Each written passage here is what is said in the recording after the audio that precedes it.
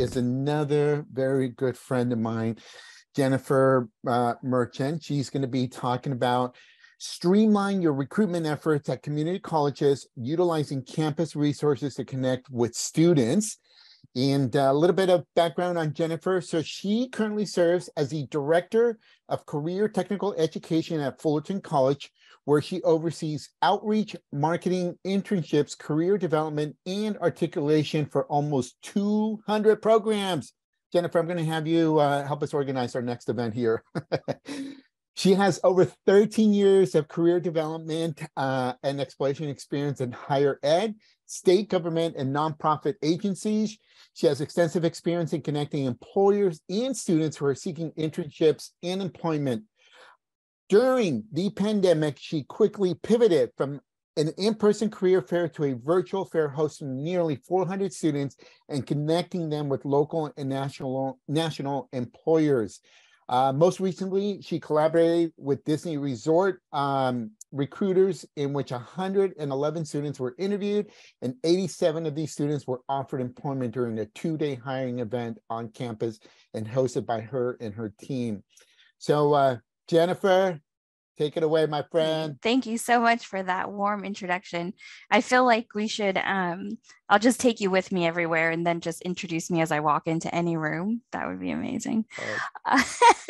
So I'm going to go ahead and get started. I'm going to share my screen. Perfect. Okay, perfect. Let me just move our beautiful faces over to the other side. All right, my friends. So today I wanted to talk to you about creating relationships and in order to recruit our very qualified and amazing community college students. So we're going to start with just, this is how the presentation is going to go, a list of some of the content. So about me, I know we'll talk about that in just a second. A couple of things have changed. We'll talk about some strategies to aid in your efforts to market and to recruit community college students. And then what can we do to amplify those efforts? And then how do you get contacts on campus and where to look? So I realized that when I sent this information to Angelica and Oscar, that was, even though it was just a couple of weeks ago, I'm now in my third day of a new position. So I'm now the Director of Educational Partnerships and Programs for Guided Pathways, still at Fullerton College. I don't know if I'll ever leave here.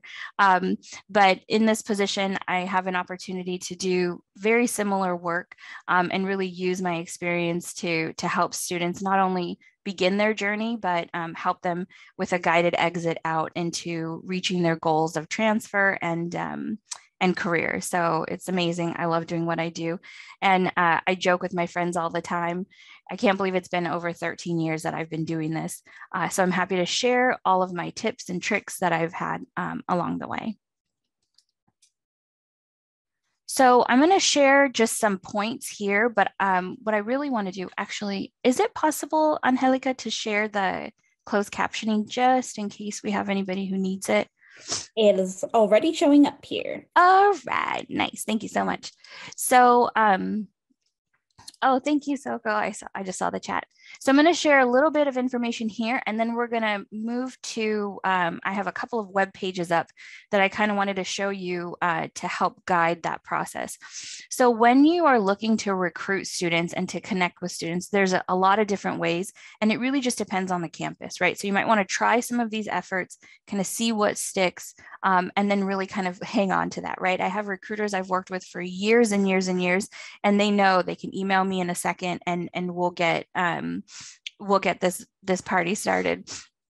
So campus tours, right? So if you have if you have a company like a brick and mortar location, you know, inviting campus leaders, inviting students to come and take tours at your facility really helps the student and the, you know, dean or the vice president or whomever really look at the place where they're going to be working and kind of imagine themselves there. So I'll give you a great example. There is a company, a printing company. I don't know how familiar some of you are with Fullerton College, but we have an amazing printing department here and program. We have huge state-of-the-art printing machines that, you know, people say, well, that's as much as a house. I say, well, that's as much as a house, but not in Southern California, right? It's as much as a house somewhere else. But yes, $300,000, $400,000, $500,000 machines. So we had a printing company invite us to their facility. We got to tour the facility. It was me and a couple of deans.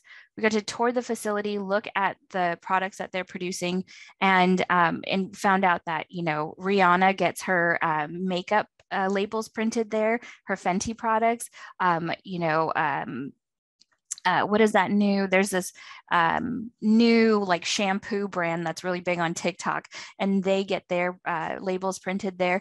And so for me to be able to go there and then come back and say, hey, look at this, like, look at the different products that they're printing, because I was able to get the stickers and like, and all of the labels and bring them back and show the students to get them motivated. Another great way is advisory boards. So most career education programs are going to have an advisory board where they require employers to be on there for a few different reasons. One, they want to hear what's happening out in the market. What's the current market look like? What's trending? What knowledge, skills, and abilities do students need to be employed in your facility? Because, and I'll show you this later on when we transfer over to some websites, but are we teaching the students what they need to jump into the workforce? So are we looking at our course student learning outcomes and ensuring that those are matching with the end product of getting employment, right? So being a part of that and kind of being there at the ground level to literally advise faculty and staff and management as to what you're looking for, I think is crucial in making those connections. The career centers. I'll say this, I came from the career center, right? Most of the time that I've been at Fullerton College was spent as a coordinator in the career center, and I love my work there. I do think that a lot of career centers at community colleges are severely understaffed. So when you're communicating with a career center, if there's parts of your recruitment efforts that you can take ownership of, for example, hey, I, really want to be able to market this flyer or I want to be able to market a job to students. If you come with a flyer and you come with a job description and you say, could you market this? It's much easier for the career center to do that than if you were to say, hey, I have a job. Could you, talk to students about it? Giving them more tools and resources to kind of help them in that process, I think is crucial. And then developing relationships with them. We have a job board, and I'll talk about that as well. We have over, I want to say it's close to 4,000 employers on there. Whoa, 4,000, oh my gosh. But not all of them are participating actively, right? So when I go to plan a career fair or when I go to plan a panel discussion, I'm going to filter and look at the employers who are active on those sites, right? I might send out an email to the 3,000, but I'm really going to target and focus my recruitment of employers on the employers who have been actively looking and using our site. And actually, this takes me into the next topic here of panels. So often we have professional panels. We have, I think there's this, people say there's an employee gap, an employer gap, and really it is connecting the experience that the student is having on campus to the workforce, right? There shouldn't be a this and then a that. It should be this leading to that, right? That closing in that gap so the student can actually see themselves in that field. I'll share a little story that's used to embarrass me, but now I think it's just hilarious. I came to Fullerton College as a student, and when I was part of the Puente program, which was one of the best experiences that I could have, and when I was transferring out, my parents said, "Hey, we're so proud of you. Like, we want to go to New York, and we're gonna go as a family and celebrate." And I was like, "Wow, this is awesome!" So I go and I see all these like flyers and posters for the CSI show, right? They were going to do a CSI New York. And my mom and I would watch that religiously. And I was like, that's what I'm going to be. I'm going to be CSI person. And then I transferred criminal justice and I was like, oh, Yeah, this is nothing like the show. It's so different. So for a student to be able to actually experience what it's like and talk to someone in that field, to know what that is actually like, I think is really helpful. We've done a couple of panels with the FBI, and even I was like, oh, that's what it's like. That's so cool. And then the other piece of that is the student to be able to see themselves in that role, right? I know when I was a student, it wasn't very often that I saw someone who was brown, who was female, doing the things that I wanted to do. And so representation matters. Being a first gen and representing matters. So being on those panels and talking about those stories, I think is important. And that's actually one of the things that really connected me to Angelica and Oscar, is because they're out there doing that. They're out there not hiding that story and then, here's my package of what I think I should be to present to the world. They said, no, this is who I am, including all of these other things. And to make yourself really stand out. And for me, it's paying it forward in that sense.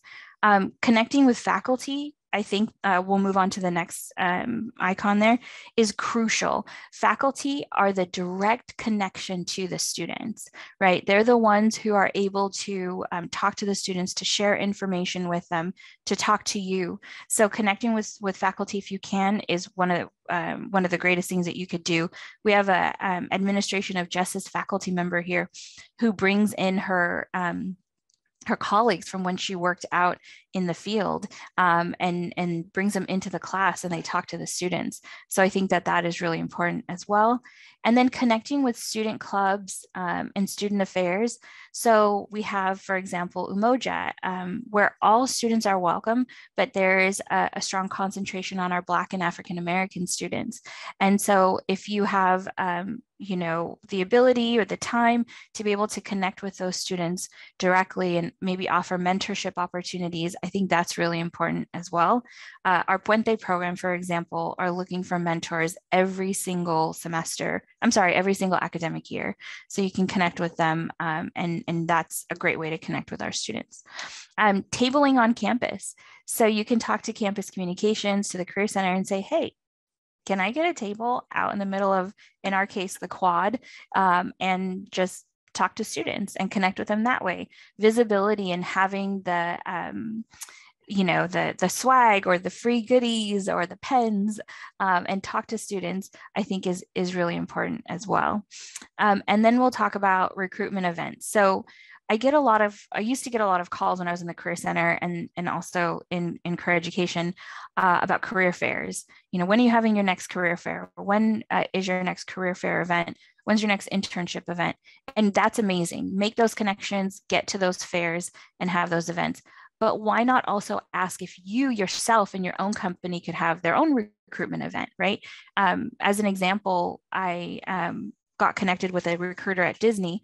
And I know Oscar briefly talked about this, but getting connected with someone on campus who can help you do a targeted event is super important. So in this case, what we did is we worked together. We were able to provide workshops for the students a week or two in advance to help prepare them for this event.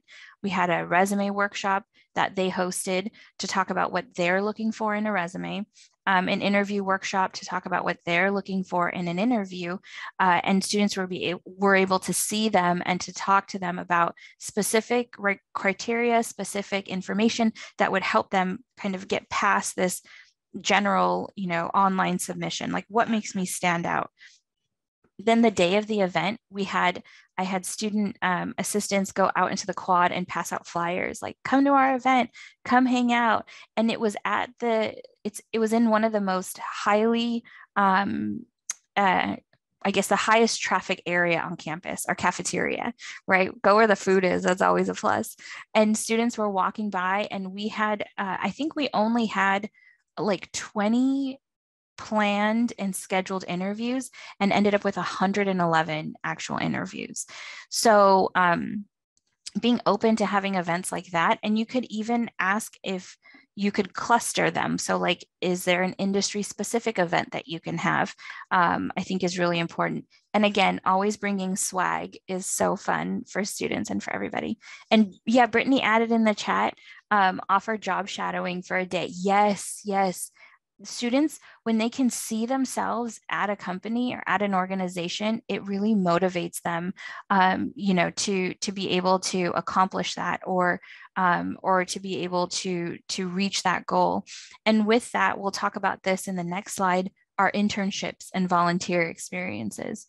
The last thing I want to talk about with recruitment events is sometimes it's not always possible to do a recruitment event, and that's okay, but maybe offering your help or volunteering for mock interviews. So I'll give you a great example. We have an amazing paralegal program, and one of the faculty members does this, has this part of his course where he offers the students mock interviews, and the students are able to meet with professionals and have an actual mock interview.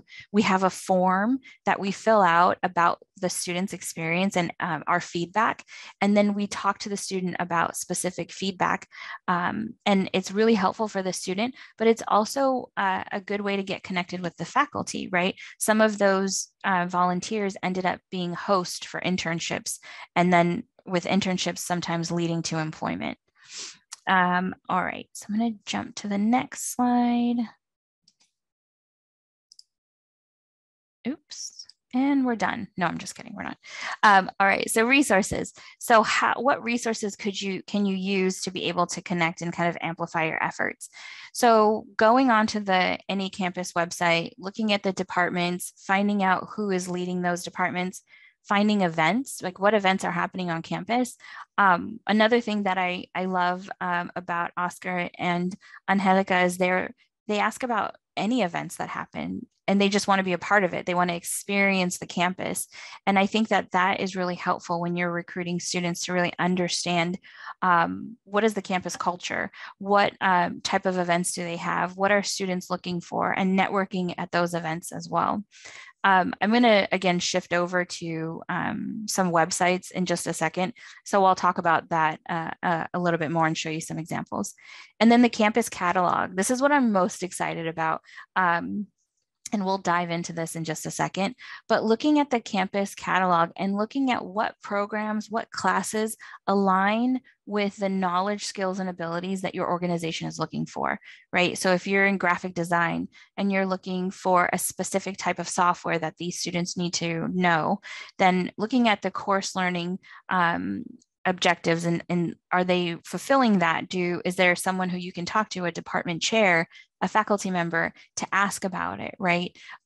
Finding out what software the campus has, are students able to access that software, and what kind of projects are they doing? Are they doing e-portfolios? Are they showing their work in their e-portfolios, right? Are they marketing themselves in that way? And internship and service learning. So service learning is volunteering, but it's where students can actually get credit for volunteering. So what type of internship programs do we have? Is there a way to participate in those programs? That is I call it the free extended interview experience, because you're going to have a student for an entire semester and you're going to be able to understand their work ethic. Would this person be a good fit for our company? We always love it when you pay them, but there are also internships that are not paid. So having experiences like that for the student where they're able to have hands-on experience and feel what it's like to work in that industry, I think is crucial for the student. For some students, they have to participate in an internship. It's part of their program. But for many students, they don't have to participate, but they do want to. So I don't know about you all, but when I participated in an internship for grad school, we had to participate in 2. And one of my internships, I said, this is the worst thing I've ever done in my entire life. And then the second one I fell in love with. So it was very comforting to know that when I graduated, I was making the right decision and I was choosing the right concentration for my profession. So let's see. The other thing that I think would be helpful too is if you want to really understand campus culture and what's going on campus, from everything to what's the next construction build to, this is a private meeting that Oscar said, so, what's the chisme? What's happening on campus? What's the gossip? You can find that out at the board meetings, whether you can attend it live, look at the recording, or you can even, look at the minutes after. All of that is public information. And then email blasts. At Fullerton, we can use our Simplicity career service management tool to send out email blasts. Some of those email blasts are actual jobs, and some of those are just like, hey, come check out our website. Hey, come volunteer for a weekend, and anything career related. So you can ask the Career Center or whomever is managing that tool, is there a way for me to send out a mass email, or connecting with campus communications? Is there a way for me to, connect with students through a newsletter, or, through Instagram, Facebook, something like that, is an amazing way to connect with students as well. And then lastly, we'll get into a little bit more detail about this, but most campuses are going to have a tool, a career service management tool. Sometimes it's Handshake, sometimes it's Simplicity, sometimes it's a homegrown one, sometimes it's something different. But I think that using tools like that are really important to be able to connect with students directly. All right, I'm going to jump into the slide or the websites really quickly, because I know I only got 5 minutes left, but here's a great example of what a college catalog looks like, right?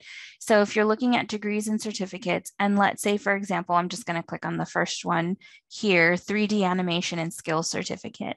It's going to tell you what courses the student has to take. So if you're looking at finding two things, one, what are the learning objectives for this program? You can read about the outcomes there.